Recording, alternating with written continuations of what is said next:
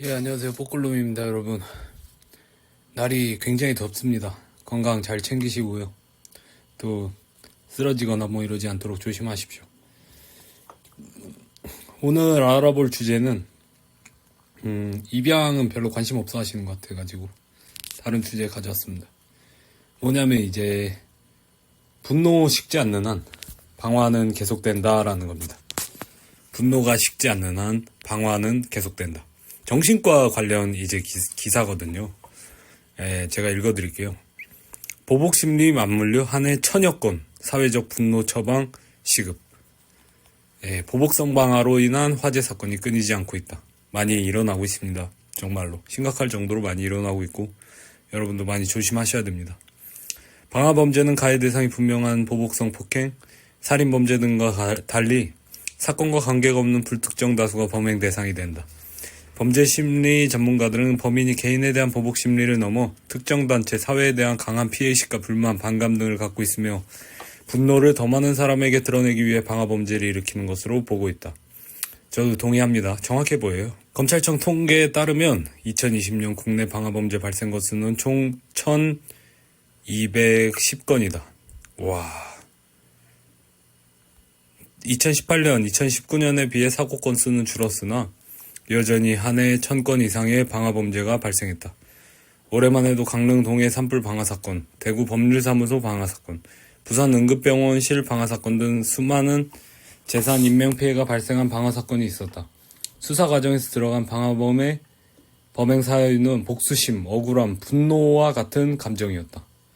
강릉 동해 산불 범인은 평소 이웃 주민들에 대한 피해 망상으로 인해 화가 나 불을 지른 것으로 밝혀졌으며 대구 방화사건과 부산 병원 방화사건 범인 또한 소송 결과와 의료진에 대한 불만과 분노로 범행을 저질렀다. 범인들이 여러 정신과적 문제가 있다고 해도 죄의 크기나 질이 달라질 수 없다는 것이 중론이다.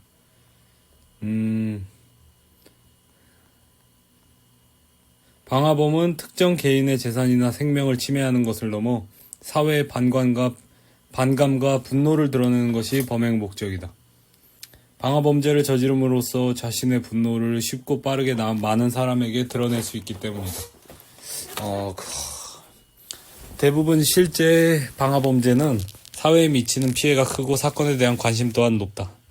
전문가들은 방화범죄가 폭행, 살인 등 다른 범죄에 비해 범행이 어렵지 않다는 점도 영향을 미쳤을 것으로 보고 있다. 그럴 수 있겠네. 어떤 죄책감을 덜 수 있죠. 아무래도. 만약에 사람이 정말 끔찍한 사건에 휘말렸다고 해도 자기가 직접 어떤 그 행위를 저질렀다기보다는 불에 의한 피해니까 일리가 있네요. 저도 어느 정도 이 의견에 대해서 동의합니다. 가해 대상이 특정되지 않은 방화 범죄의 경우 범행 과정에서 가해 대상으로 인해 범행이 실패할 가능성이 없고 방화 도구만 있다면 언제든 범행이 가능하기 때문이다. 그렇죠. 사실 이게 무서운 부분이죠. 왜냐면 솔직히 얘기해서 그냥 치킨집 같은 데에다가 담배꽁초 하나만 던져도 불이 나잖아요. 그리고 기름이 또 많으니까 큰일 나죠. 불이 제대로 붙게 되면. 그런 면에 있어서 참 상당히 이제 조심해야 된다. 그리고 그런 말도 있네요, 여기. 우리나라는 개인의 총기 소지가 어렵기 때문에 대량으로 피해를 줄 수 있는 방화를 범행 수단으로 선택했을 가능성도 있다고 밝혔다. 일단은 이렇습니다. 일단은 많은 분들이 이제 아시겠지만 이 여름에 범죄가 많이 늘어나는 경향이 있습니다. 아무래도 왜냐면 또 덥고 끈적하고 하다 보니까. 게다가 이런 방화범죄 같은 경우에는 또 여름에 피해가 심각하죠. 봄도 그렇고. 그리고 또 다른 문제는 제가 볼 때는 이제 그 사회적 자본이 점점 이제 떨어져 가고 있으니까. 아니다. 말을 잘못했습니다. 사회적 자본은 애시당초에 없고 그 떨어지는 사회적 자본을 경제적 자본으로 메꿔왔어요. 우리나라는 몇십 년째 그랬어요. 우리나라의 어떤 그 국민적 수준은 사실 어떤 부분에 있어서는 예의를 많이 차리죠. 하지만 어떤 이성적 사고라든지 아니면 어떤 다른 사고에 대한 존중이라든지 어떤 배려, 신뢰가 별로 통용되지 않는다. 전혀 사회적 자본에 대해서는 후진국 중에서도 거의 극빈국 아닌가 그런 생각이 저는 많이 듭니다. 그러니까 막 요즘도 보면은 진주 방화 사건이 또 생각이 나요. 우리 이제 사회의 가장 큰 문제가 뭐냐. 또 하나의 문제가 어떤 정신적으로 사람을 상당히 몰아붙이는 사회 체제나 구조를 가지고 있음에도 불구하고 어떤 정신적인 질환이나 어떤 정신적인 어떤 쇠약에 대한 지원 아니면 그거를 좀 이해해주는 시선 그런 것이 부족하다는 거죠.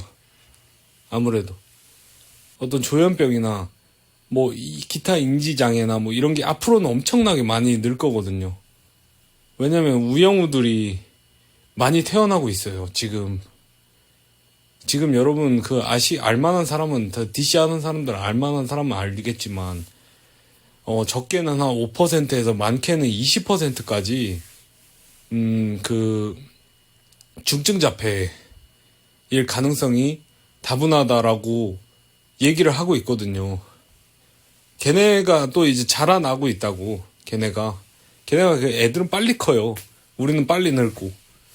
그러니까 걔네가 이제 덩치가 커지고 사회의 어떤 초년생으로 나올 시기가 점점 오고 있어요. 하지만 우리의 경제는 이미 체력을 다했죠. 우리가 최전성기에서 이제 쇠락기로 가고 있죠. 그러니까 우리는 완전히 그 양각에 잡힌 거야. 100으로 따지면. 이쪽으로 갈 수도 없고 저쪽으로 갈 수도 없어. 완전히 포위된 상태죠. 완전 사면초가인 거야. 그런 면에 있어서 지금 어떻게 행동하고 있어요. 20대 남성들 그리고 뭐 중장년 남성들이나 뭐 중장년 사람들에게 어떻게 아니 네가 안 해서 잘못된 거지 하다 보니까 피해의식이 생기고 그러잖아. 결국에는 그런 끔찍한 일을 저지른 거야. 그 형이 인터뷰하는 거 봤어요? 안인득 씨였나 그 형이? 우리도 완전 피해자다. 우리도 너무 힘들었다. 그리고 내가 이거 정신병원에 입원시키려고 했는데도 입원을 못 시킨다고 그래서 그 끼가 보였는데 그걸 막아서야 됐다. 그런 얘기도 하잖아. 그런 면에 있어서 우리는 너무 미흡합니다. 어떤 사회적 자본이나 어떤 사회 재반 준비가 전혀 안 돼 있어요. 왜? 우리는 그냥 다 돈으로 됐거든. 뭐가 없어? 그냥 돈으로 떼고 돈 주면은 가만히 있어. 그거는 우리나라의 그냥 전체가 다 가해자예요. 그건 우리가 다 책임을 져야 되는 거야.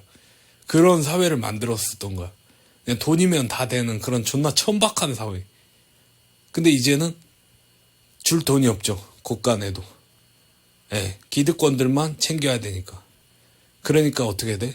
줄 돈이 없고 뭐 하고 이제 사회가 더 팍팍해지고 분노가 더 쌓이죠. 안 그래도 화병의 민족이네 면에 연병을 하는데 그러니까 뻥 하고 뇌관이 터지는 거예요. 이러한 보복성 방화범죄 보복성 범죄가 굉장히 많이 일어날 거다. 저는 이것에 대한 어떤 준비를 어떻게 할 건가. 아마도 이번 새로운 정부에서는 돈을 풀겠죠. 돈을 풀어서 어떻게든 그 개미 이제 진딧물 똥구멍에서 이제 그 개미한테 주는 그 설탕물 나오는 것 마냥 일단은 급한 불 좀 끌려고 하겠죠. 하지만 그분이 임기 끝나고 그 다음 대통령 되면 이제 돈이 있을까요? 추경을 몇 번을 하면? 없습니다. 그리고 많은 일이 일어날 거예요. 이제 앞으로. 그러니까 여러분은 그 보복성 방화 사건이나 아무튼 보복성 방화 사건뿐만이 아니라 보복성 범죄가 일어날 가능성이 있다라는 것을 염두에 두고 항상 조심하고 어떤 새로운 곳에 갔을 때는 내가 어떤 출구가 있는지 비상구는 어딘지 이런 것을 분명히 이제 알고 가야 됩니다. 그런 면에 있어서 정말로 이제는 생사의 갈림길에 달려있다. 왜? 앞으로의 사회적 자본이나 경제적 자본이 다 떨어지고 이제 밑창 떨어지고 그냥 밑바닥을 이제 드러내기 시작하면 진짜 사람들의 본성과 진짜 사람들의 어떤 그 짐승 같은 그런 어떤 그 태도나 어떤 그 야생성이 나올 거예요. 진짜 야성이. 그렇기 때문에 그런 면에 있어서 조심해야 한다, 항상. 이제는. 왜냐면 우리가 너무나 이제 안전 그 불감증이라고 해야 될까요? 너무 이제 그냥 편했어. 예전에만 해도 막 뭐 어디서 자빠져 자도 뭐 그냥 해도 되고 뭐 해도 되고 그냥 뭐 한국은 뭐 도둑 없어 뭐 다 자전거만 있어 뭐 이 지랄 했었죠. 이제는 달라질 겁니다. 정말로. 미리 준비합시다. 미리 봤다면 준비를 합시다. 감사합니다.